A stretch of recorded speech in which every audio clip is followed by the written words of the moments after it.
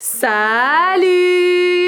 Alors, tu n'as certainement pas dormi avant-hier, hier, et je suis prête à parier que demain et après-demain, ce sera la même chose. Niveau dodo, tout ça, c'est compliqué. J'ai entendu que pas mal de personnes avaient des petits soucis pour s'endormir. Et bien sûr, je nous mets dans le cas. Enfin, je veux dire, lui et moi. Enfin, surtout lui.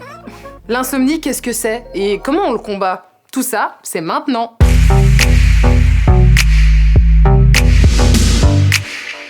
Manque de sommeil, des difficultés à le maintenir ou à rester endormi. Tu tournes dans ton lit pendant des heures et tu l'accuses du fait qu'il soit inconfortable. Tout ça juste parce que tu as des problèmes et que tu restes en éveil. Ben voilà, on y est. L'insomnie, c'est les troubles de l'éveil et non du sommeil. En gros, t'as pas de problème avec ton sommeil à proprement parler, juste avec le fait que ton corps veut rester réveillé, genre il veut pas s'éteindre. Il est donc important que tu ne confondes pas les troubles de l'éveil et les troubles du sommeil, qui eux ne sont que la conséquence dans ton système nerveux de certaines maladies neurodégénératives. Deux troubles, mais pas la même origine. Tu me suis toujours, hein?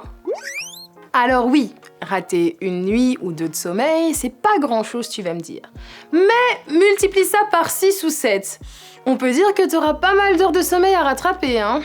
Alors, si tu veux retrouver le sommeil ou tout simplement ne pas le perdre, il y a quelques petites habitudes que tu devrais laisser tomber et d'autres nouvelles à mettre en place. Tu as par exemple des méthodes naturelles qui peuvent t'aider à remédier à un sommeil court.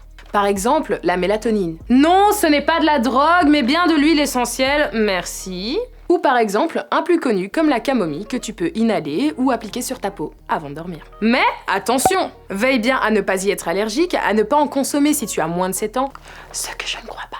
Si par exemple tu veux vraiment te soigner de manière naturelle et trouver une solution à ta problématique, tu peux toujours faire appel à un naturopathe. Les facteurs qui développent ton insomnie peuvent également être psychologiques. Lors d'une grosse phase d'anxiété, par exemple, tu auras du mal à t'endormir. Et pour y remédier, tu peux toujours participer à des thérapies cognitives ou comportementales telles que le yoga, la relaxation ou encore la sophrologie, qui est une technique qui vise à reprogrammer positivement ton sommeil. Et en plus de ça, ce sont des moyens accessibles à tous. Il faut que tu saches aussi que la fatigue ralentit l'esprit. Ton manque de sommeil est donc dû à 80% de mental et seulement 20% de physique. Ce n'est pas donc en essayant de te fatiguer que tu vas pouvoir t'endormir. Et je vais terminer en te donnant mes 3 règles d'or du sommeil. Il faut tout d'abord que l'endroit où tu dormes soit un endroit frais, de préférence 18 degrés. Il faut aussi que tu dînes léger. Donc toi, t'as bien compris que tes 5 carottes à 3h du matin, c'est terminé, hein?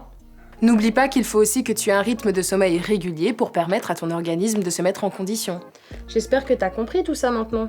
Avant de t'endormir, si t'as des conseils à me suggérer, n'hésite pas à les laisser en commentaire, c'est ton espace pour parler. Sur ce, Velvet et moi, on vous dit à la semaine prochaine pour d'autres petits conseils. Bye bye!